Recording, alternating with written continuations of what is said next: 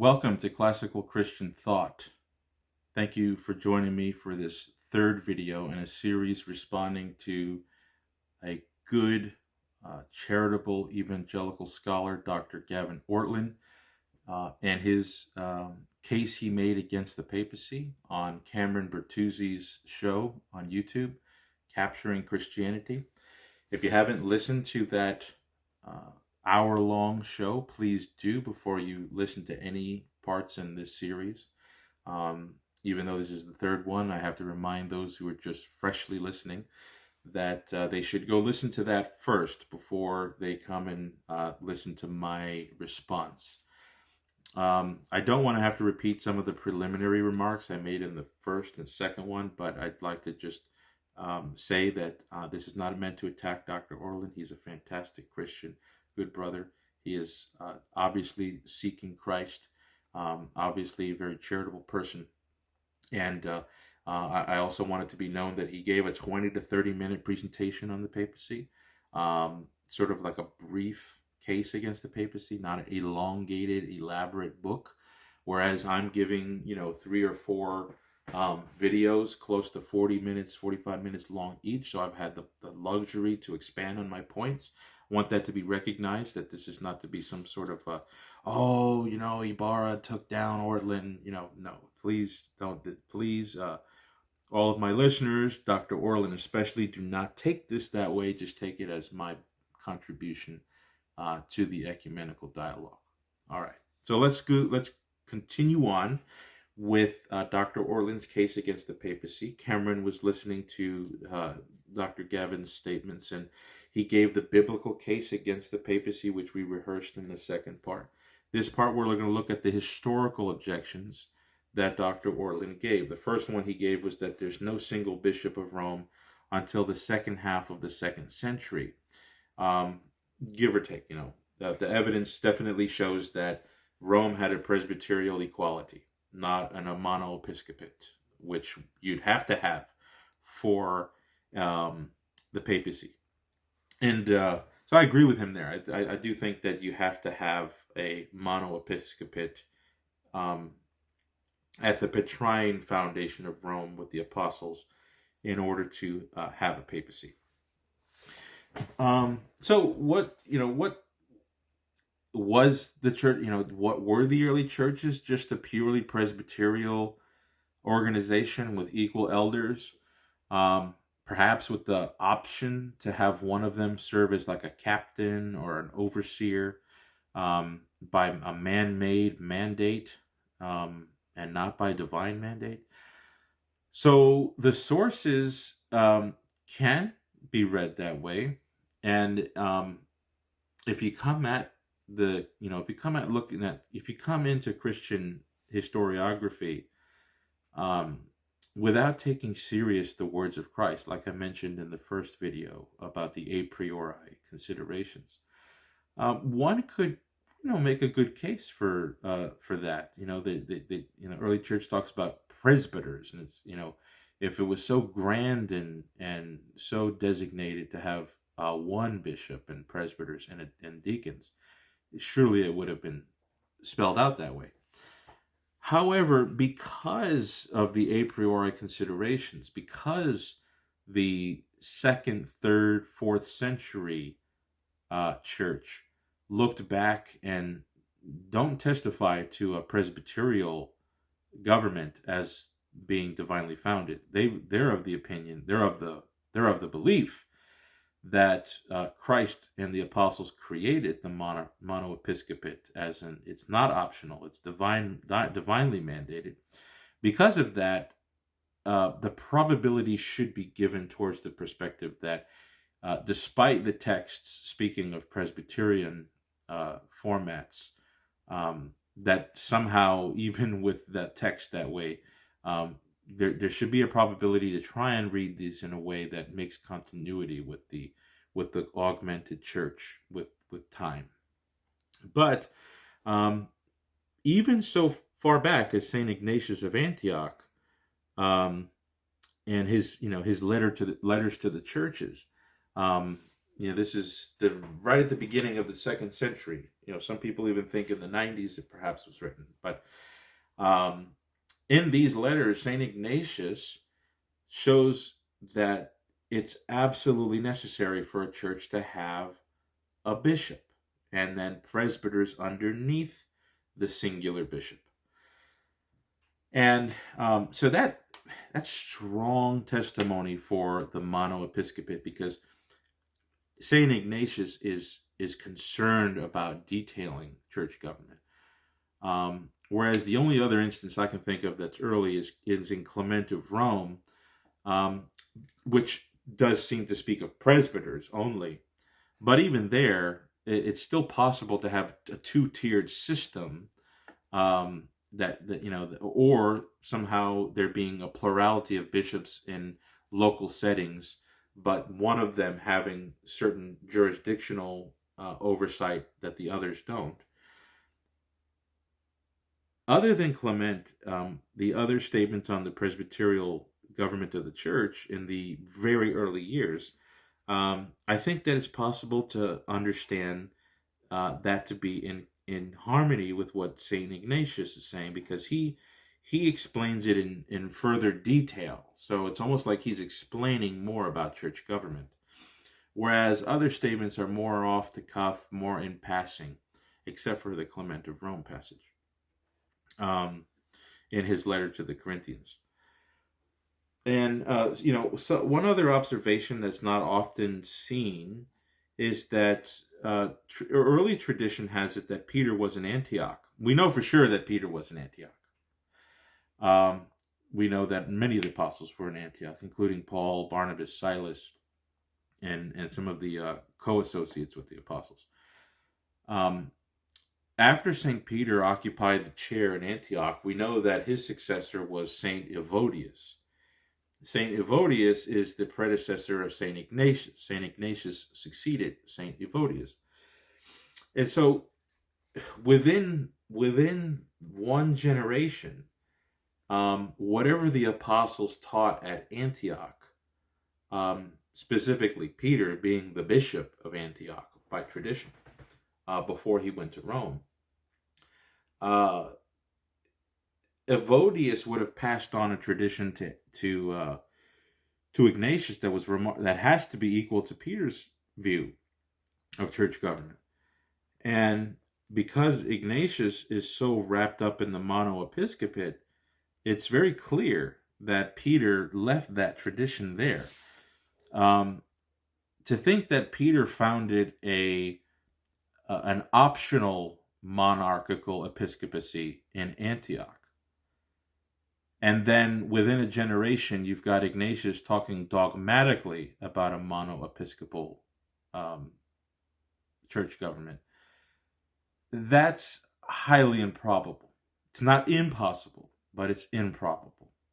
And that should sway some reading of the sources, especially in Ignatius. Some people say he never mentioned the bishop in his letter to the Romans. But we know from the other letters that he said no church can claim the name church without the bishop. So it's just quite obvious that Ignatius understands. He assumes there is a bishop in the church at Rome.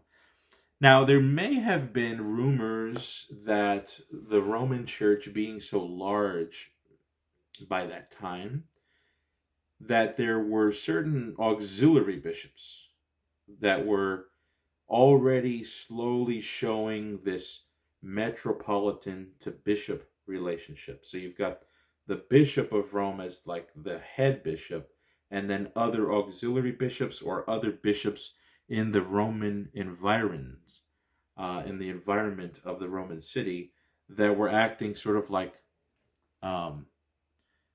like bishops under a metropolitan. And certainly that seems to be what the Council of Nicaea understands to be the ancient circumstance at Rome. That just like Alexandria and Antioch, Rome was also a large metropolia of a church.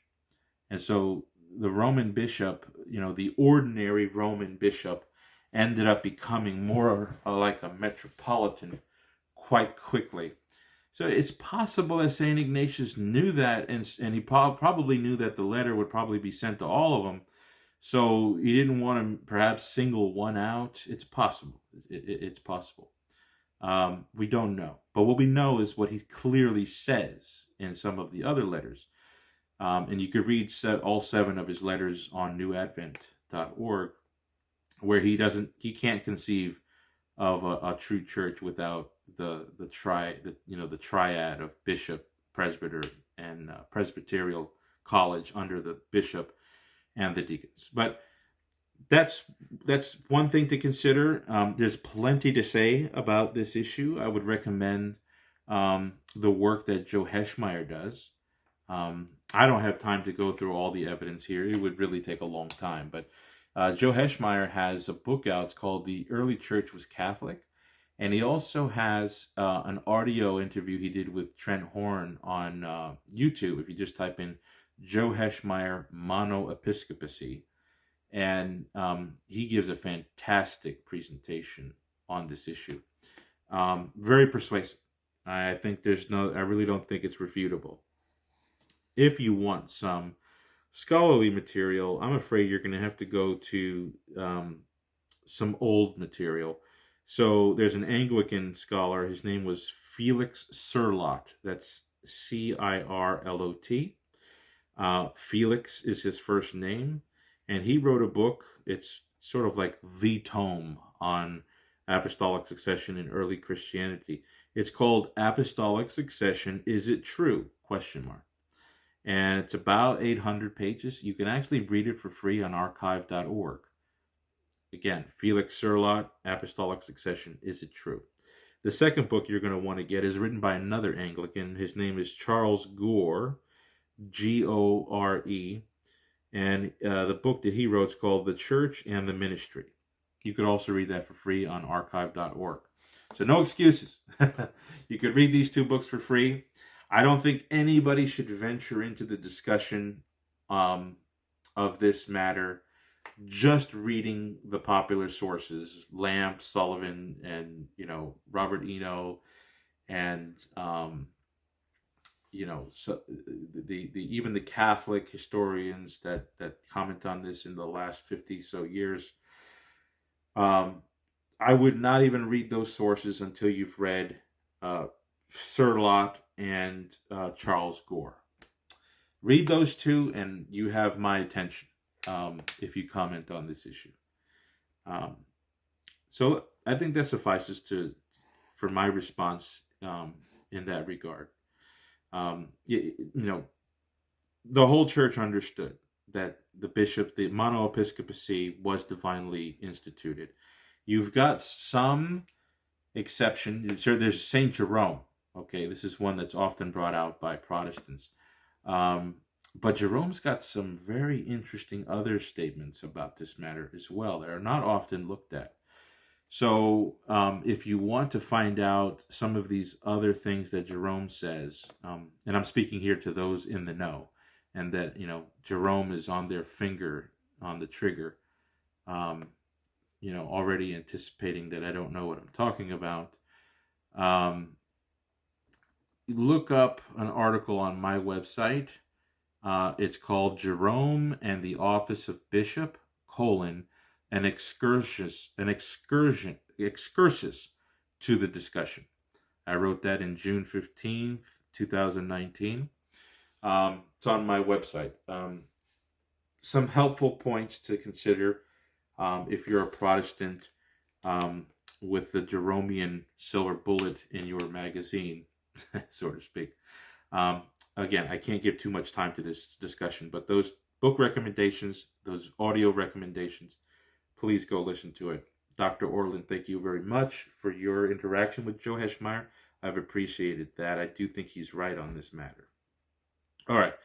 The next consideration that Dr. Ortlund brings out is that he admits that Rome was a primate in the first century.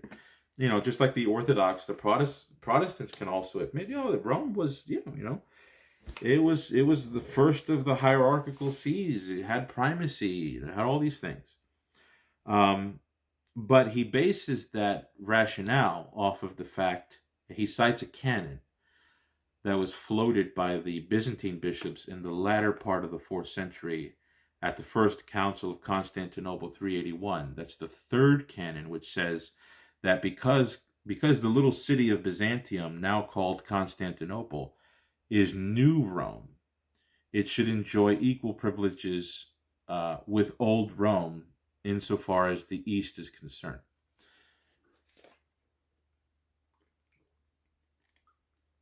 So you have Old and New Rome. Old Rome had primacy because of its status as the capital of the empire. Constantinople, being New Rome, should enjoy the same kind of enhancement because it is the new capital of the empire.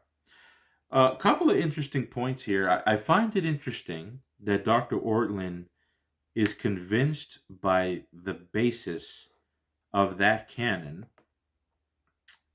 to describe the origin of Rome's primacy, given that its origin is late 4th century, which means that late 4th century data is considerable. But what about all the evidence prior to the late 4th century regarding Rome that speaks of the Petrine basis of Rome's primacy?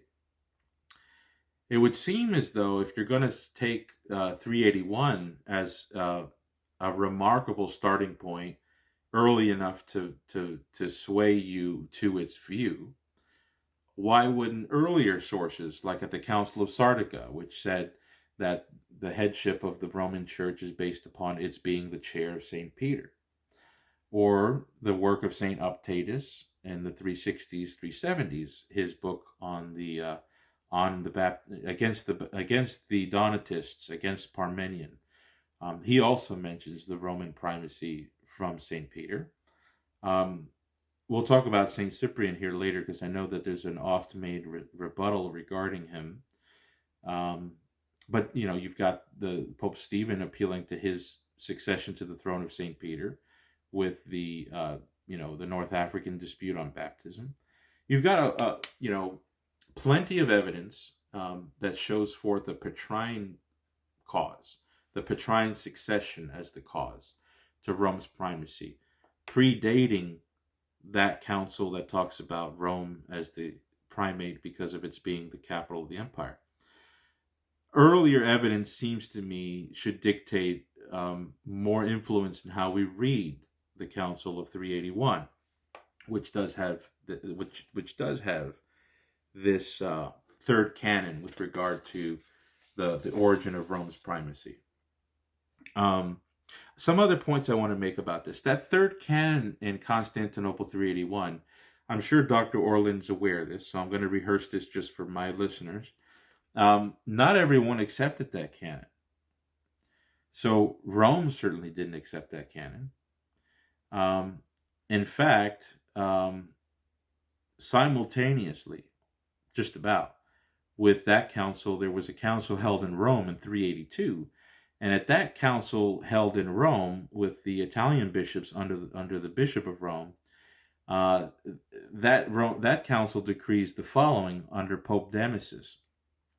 Quote, "After all these writings for the prophets, evangelists, and apostles which we set out above, and on which by God's grace the Catholic Church is founded, we think this also should be noticed, that though all the Catholic churches diffused throughout the whole world are but one bridal chamber of Christ, yet the Holy Roman Church has been set before the rest, not by conciliar decrees of the churches, but has obtained the primacy by the voice of our Lord and Savior in the gospel, Thou art Peter, and upon this rock I will build my church, and the gates of hell will never prevail against it." So, close quote. That comes from the Council of Rome. I get this from Patrologia Latina 13,374. This is also normally referred to as being in the contents of the Galatian Decretum, which some scholars date to Pope Galasius. Some scholars date it to a pope even after him. I think Boniface II, if I recall correctly. I take the view that was defended by John Chapman and other even Protestant patrologists, that it was Pope Damasus that wrote that in 382. So why doesn't the Roman Synod's view of the divine foundation of Rome's primacy hold sway, especially because of what I'm about to say?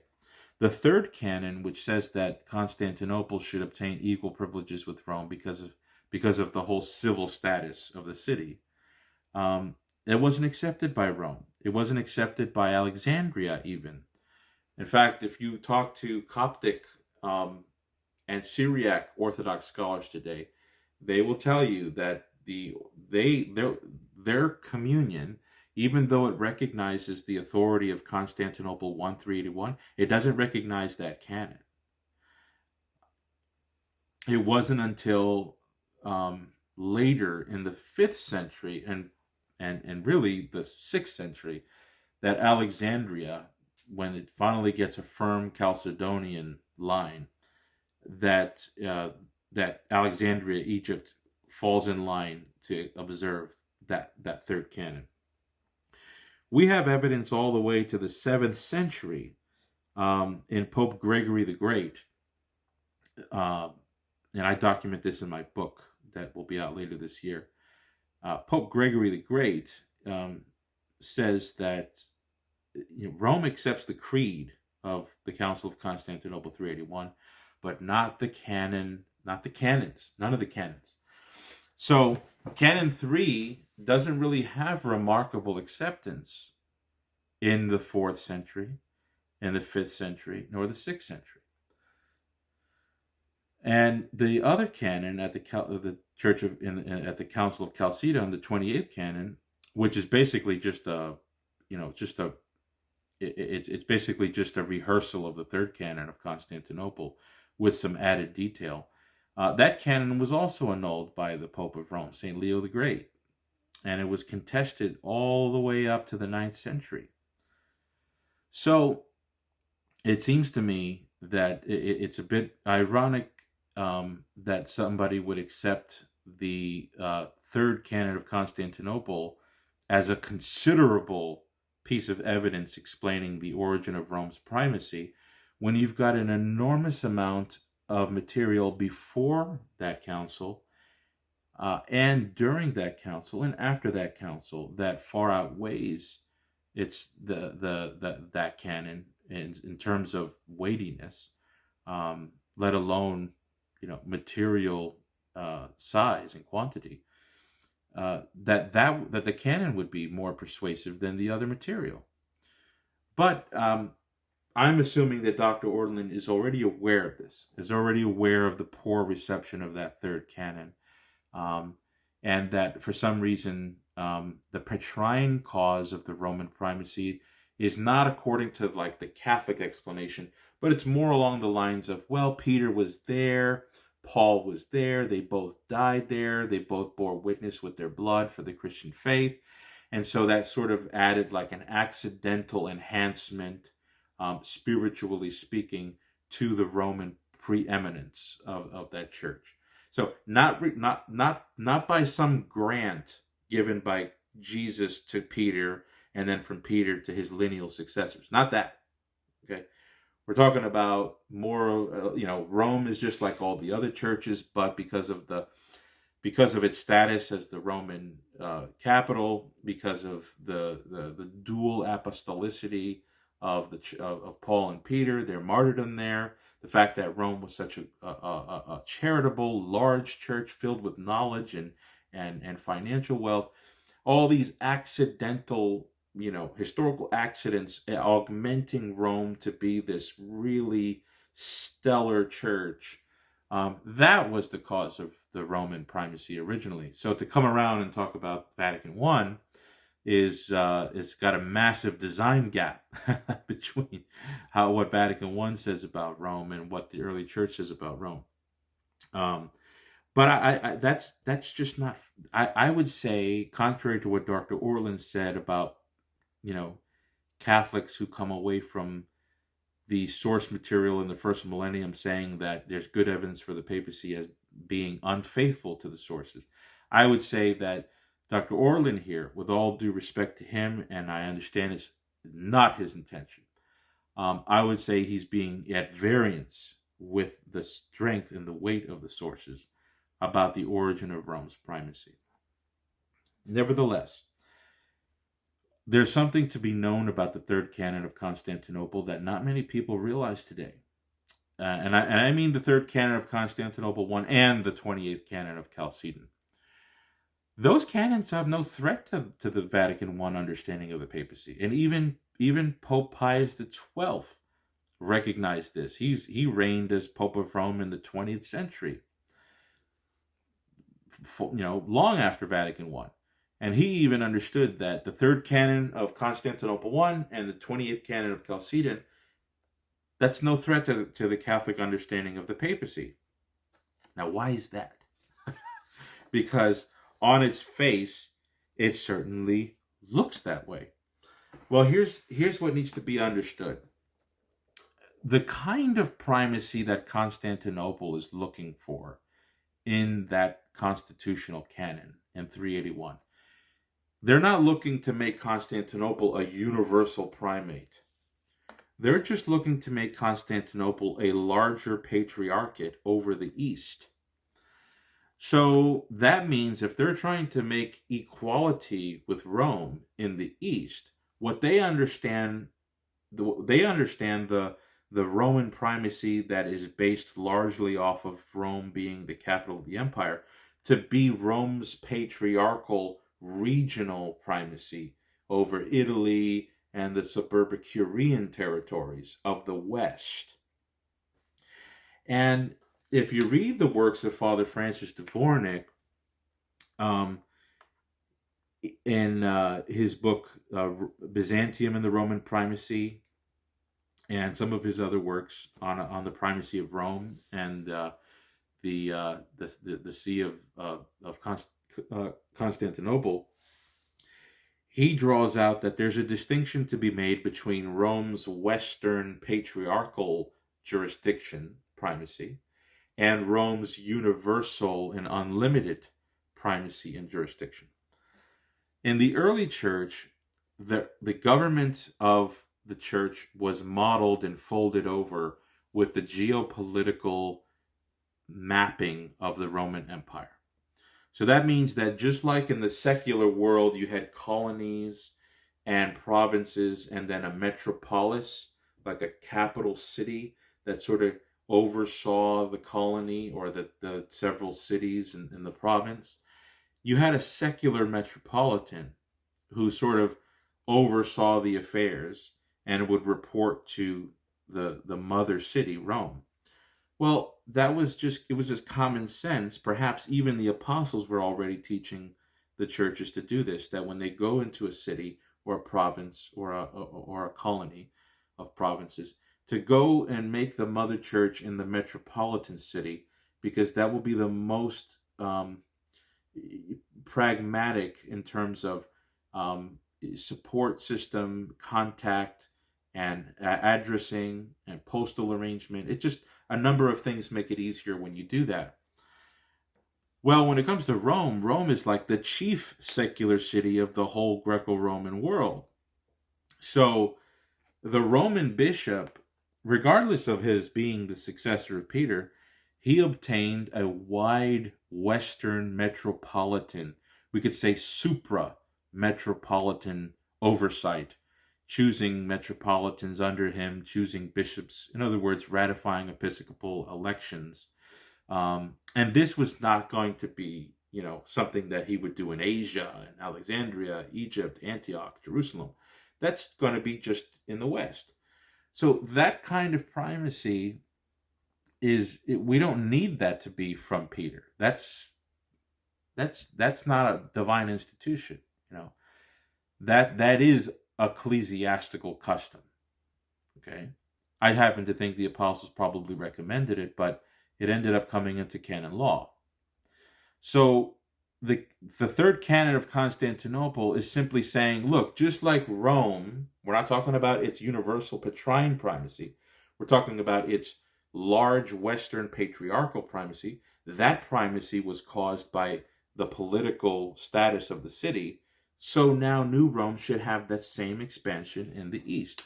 Constantinople, New Rome, should not be a subservient church underneath the other Eastern patriarchs. So that was the logic of those canons. And really, that's not really a threat to the Roman primacy being based on Peter, and neither did the popes of Rome at that time, like Pope Leo the Great, take it that way.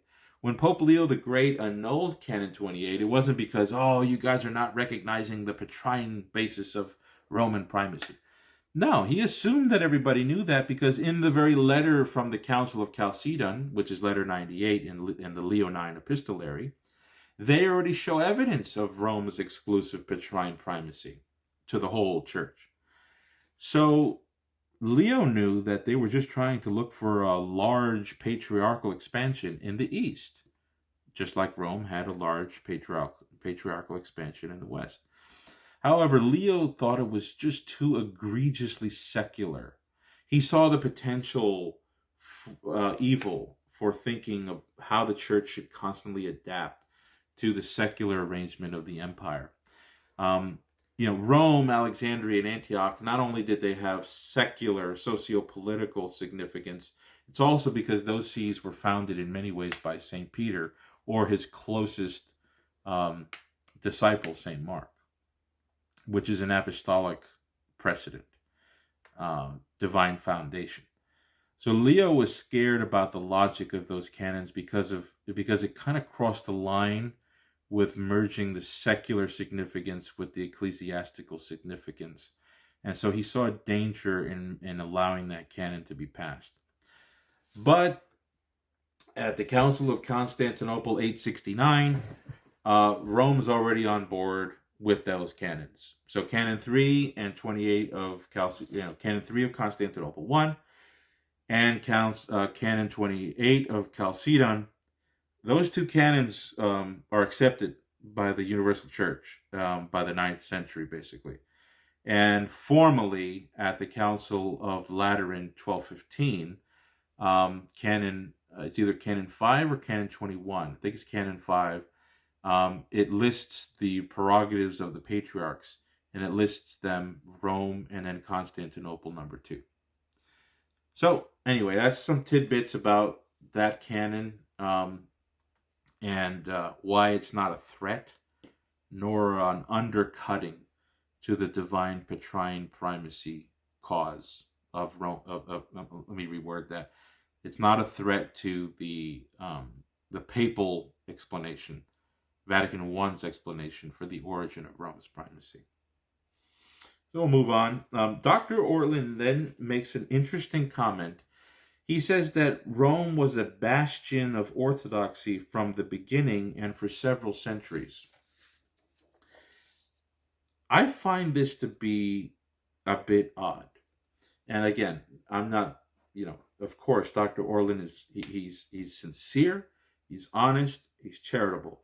But I do find this to be a little bit unfitting given his other positions regarding the Catholic Church's doctrine of the papacy.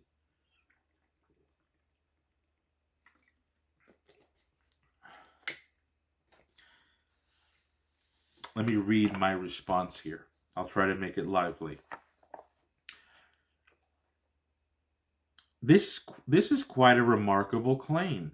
Interestingly enough, the Eastern Orthodox patriarchs who subscribed to the encyclical letter of 1848 also admitted that Rome, in the first millennium, was a bastion model of orthodoxy until the rise of papal supremacy and the filioque. However, it comes with some oddity. Scholars are pretty unanimous today that the claims of papal authority over the whole church were already being claimed and exercised all the way back to the 1st century, and especially with the 5th century in Pope Leo the Great.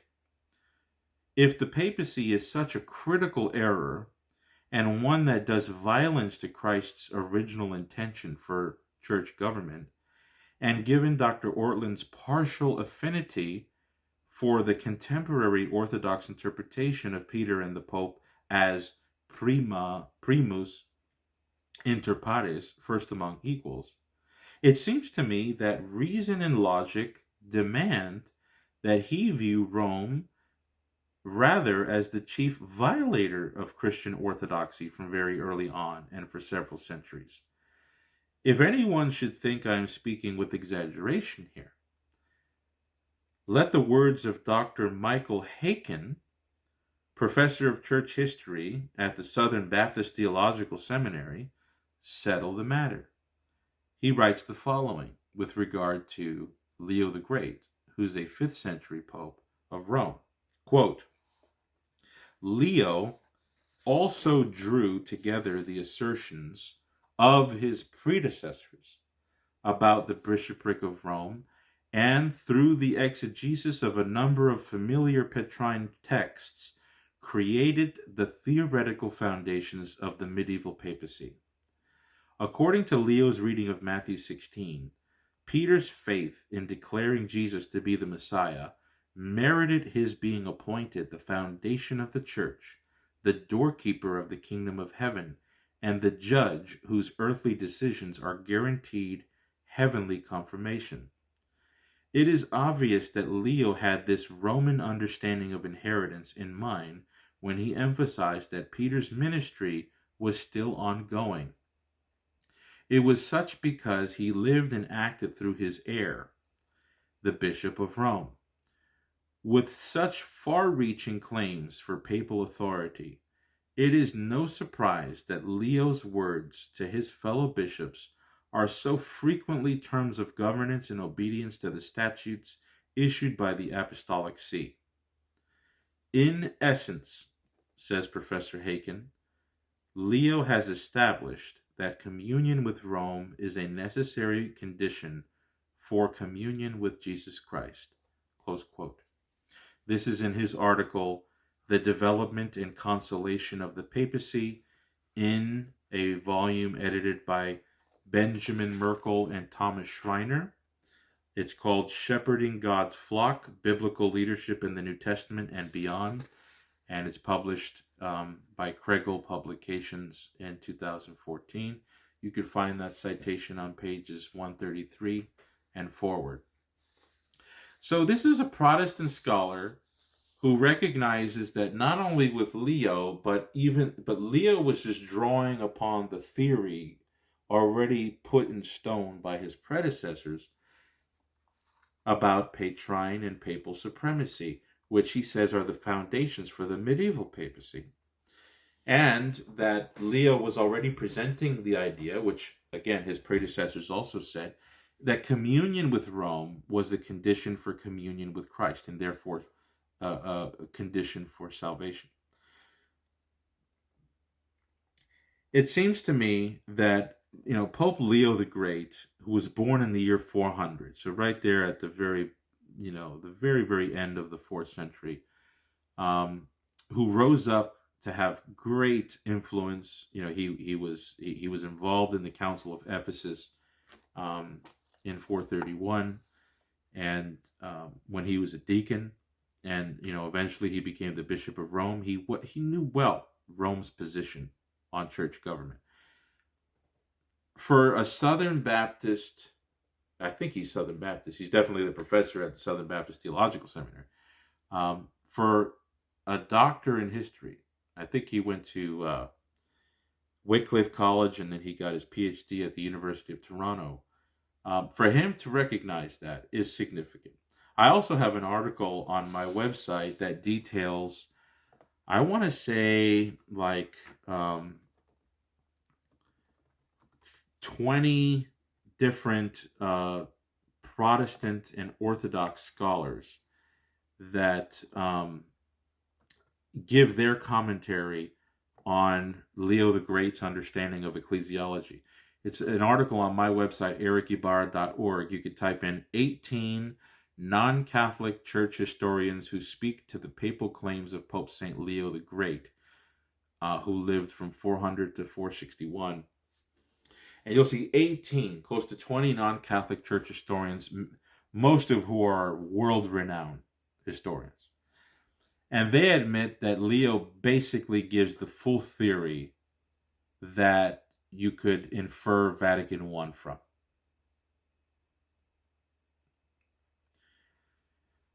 So, with that in mind, this statement saying that Rome was a bastion of orthodoxy from very early on and for several centuries thereafter, I'm not sure how that's tenable, how that is tenably consistent with Dr. Ortlund's, clear disagreement with the papacy as described at Vatican I. For him, it's definitely a critical error. I would say it's a violent revision in his mind of the original apostolic deposit. But you've got all these historians that recognize Rome already teaching the substance of this irreformable doctrinal authority because of a succession from Peter, and which is binding upon all the baptized. It seems to me that Rome has to come under that category of a violent deviator from the plain old Christian orthodoxy that Dr. Ortlund understands is basically the simple gospel, mere Christianity. So I think that's a historical incoherence in Dr. Ortlund's presentation. Of course, he gave this in a 30-minute presentation, so I'm sure he's got more to elaborate on this. He'd probably say something like, well, I don't really interpret Damasus and Innocent and Zosimus and Boniface and Celestine and Leo the Great as talking about Vatican I.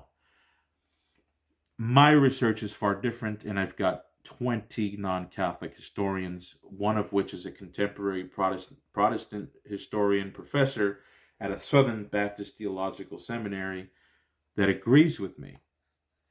And so I think that if there's consistency being paid, it's due.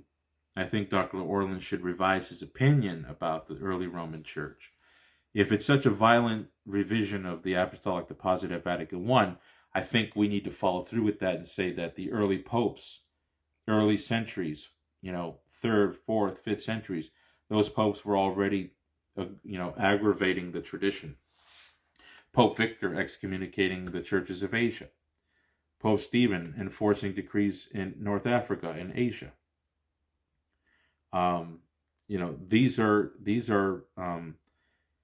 strong papal assertions of responsibility outside of the Italian peninsula. And sure, there may have been some resistance, but that was Rome's position. So if Rome was, orthodoxy par excellence, this is something that is typical you see in Protestant historians, that they'll say, well, Rome definitely was Orthodox, but it wasn't Vatican I. Well, there's still an incoherence in that position, because the Rome was teaching the basics of Vatican I during this time. And so it can't be just Orthodox because it really knows how to teach the Trinity, or really knows how to, maintain the discipline for the sacraments, or some other reality, when it's got this egregious error already in its bloodstream. Do you see? I hope that makes sense. Let's move on. The next thing that Dr. Ortlund says is that the Vatican Council says that the Pope has the authority to convoke and ratify councils, and yet the Pope neither convoked nor was present at any of the ecumenical councils in the first millennium. Okay, this is actually a good objection.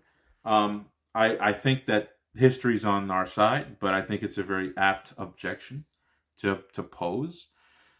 But I think that if you look at the historical evidence, the question's actually the reverse. And I'll explain what the reverse is and why the reverse is the case. It becomes quite clear by the 5th century, the Council of Ephesus 431, which in my opinion is really when ecumenical councils start to get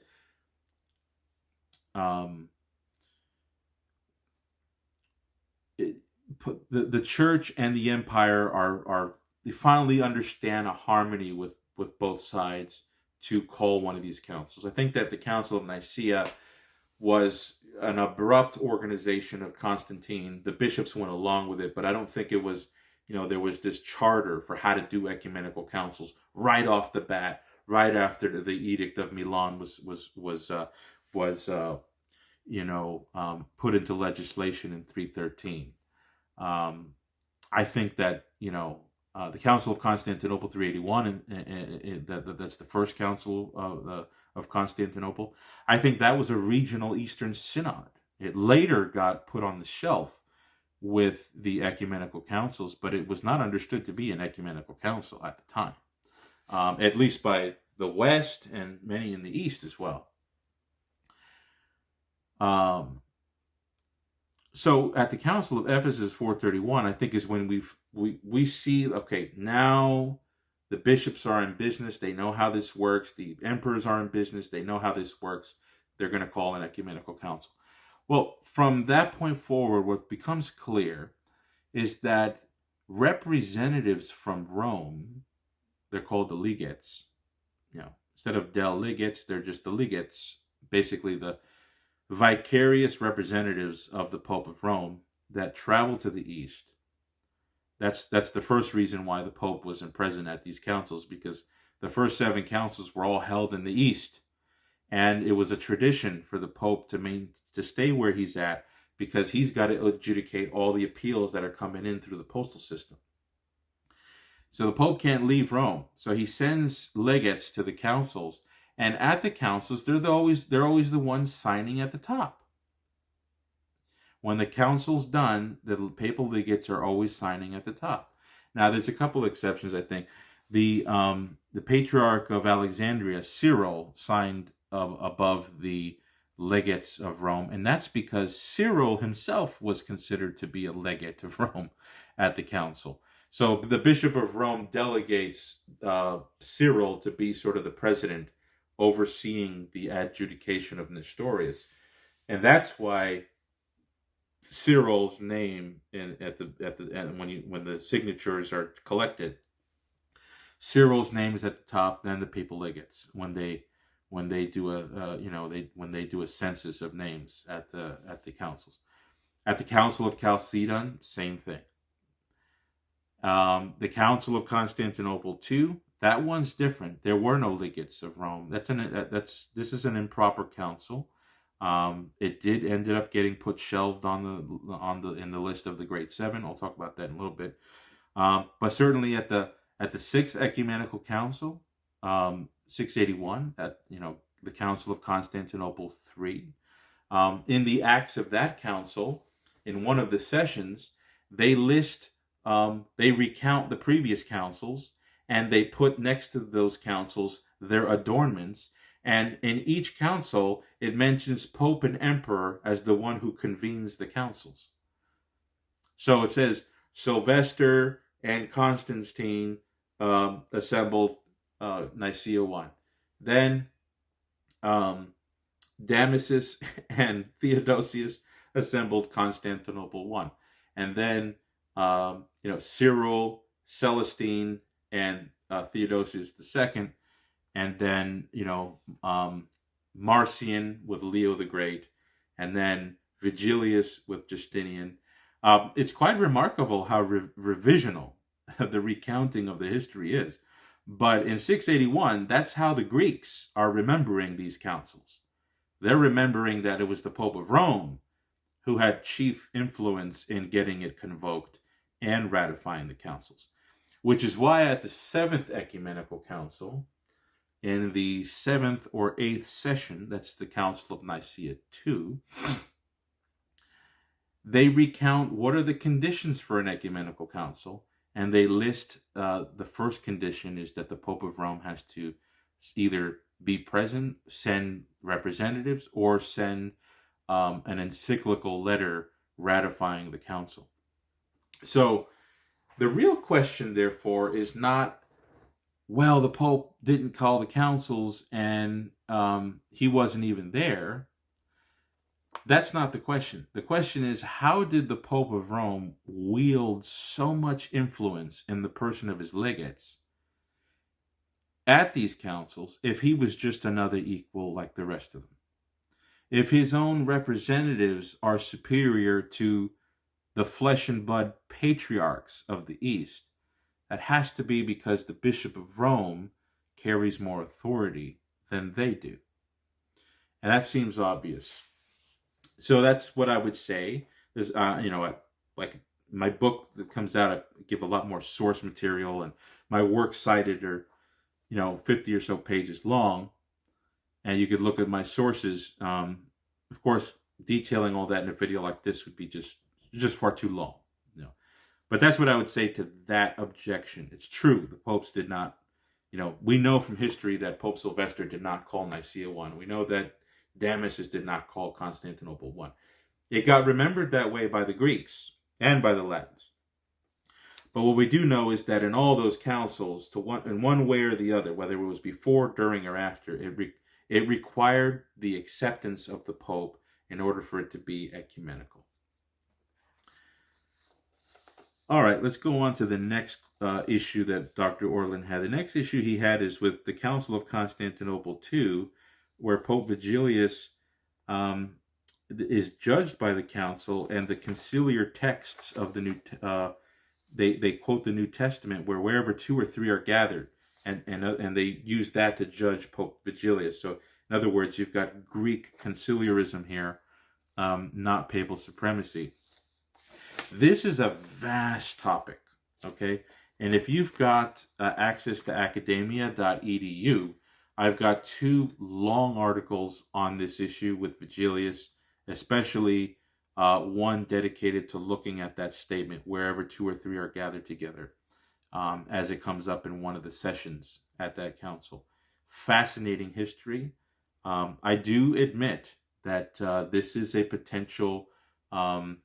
it's a Protestants and Orthodox or non-Catholic researchers that are looking to find evidence against the papacy. I think they land a shot when it comes to Pope Vigilius. However, I don't think it's a knockout, perhaps a knockdown. I don't think it's a knockout win, and I explain that in the 2 articles, and I try to be fair.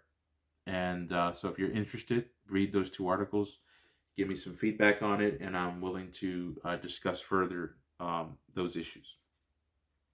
All right, the last thing I want to mention, and then we'll wrap this audio up here, is Dr. Ortlund says that Catholics go to these historical statements in the Church Fathers, and they read into it Vatican I. So he mentioned, St. Cyprian of Carthage, and St. Cyprian's oft-said statement in his treatise on the unity of the Church, that the foundation of unity is the chair of Peter. And it's true. Some new Catholics, they read that and their eyes widen. It's like, oh, wow, 3rd century source of the chair of Peter. And when St. Cyprian is certainly talking about the universal office of the bishops.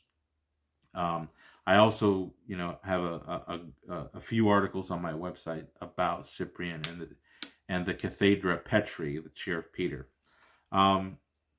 The scholars recognize that there's a certain inconsistency in St. Cyprian, and this comes from Orthodox scholars and from even Protestant scholars.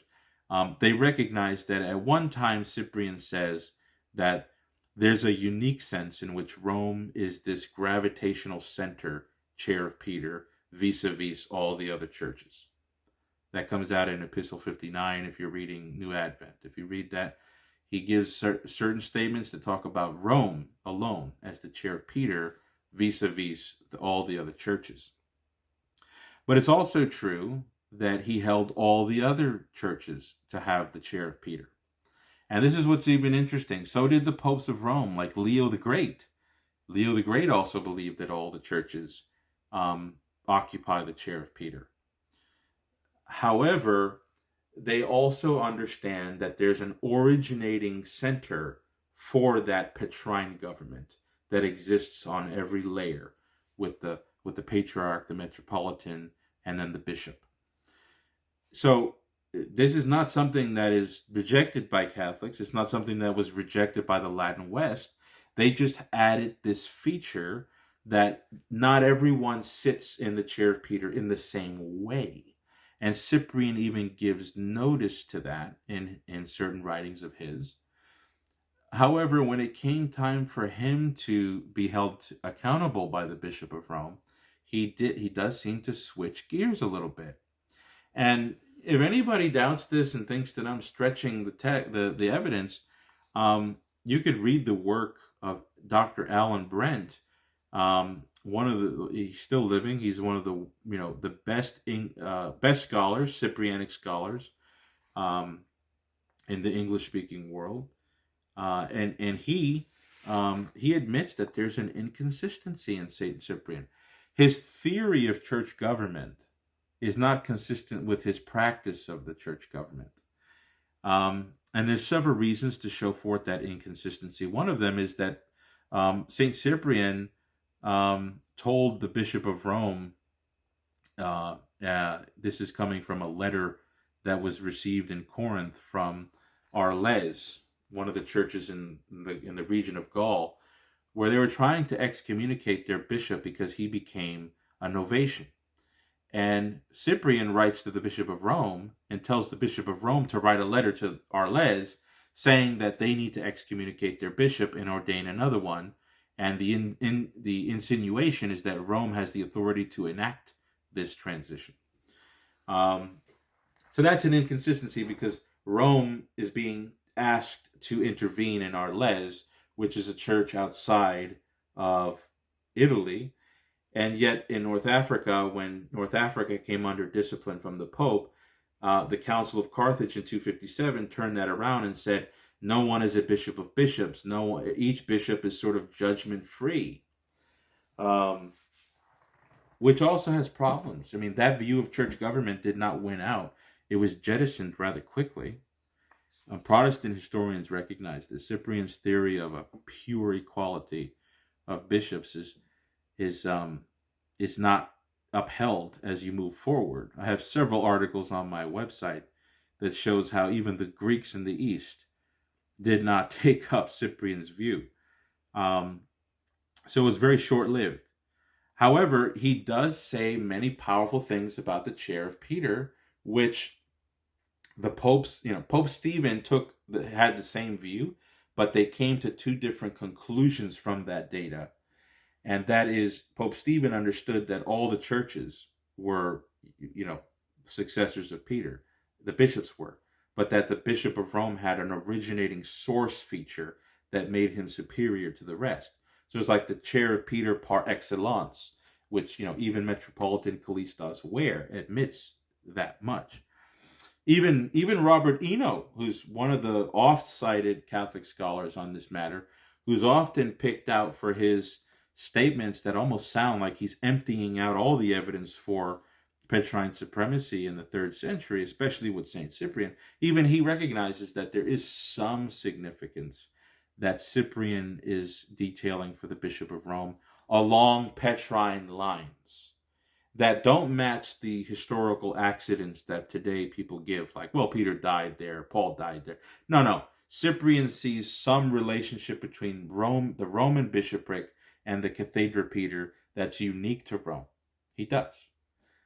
But Stephen came to the most logical conclusion that means that Rome has binding and coercive jurisdiction in order to unify the churches. Whereas Cyprian did not have that conclusion. For some reason, he just maintained this quasi-Episcopalian equality amongst all the Peters of all the churches. It's metaphysical. Well, it's not metaphysically. Well, I guess you could say metaphysically. It's metaphysically incoherent. It's physically incoherent, because what's the rationale that Cyprian has about Peter with the local church? the bishop is the successor of Peter because the bishop has jurisdiction over the local church, right? Well, if that's the case, then the bishop having jurisdiction over the local church has to be also read back into the apostles. So then, who was Peter the bishop of? In order for all bishops to be analogously successors of Peter. Well, that means that Peter also must have had episcopal jurisdiction over the apostles. That's the only way you can maintain the parallelism between Peter vis-a-vis the apostles and the bishops vis-a-vis their churches. That's also an inconsistency in St. Cyprian, because St. Cyprian believed that local bishops had jurisdiction over their flock because they sat in the chair of Peter.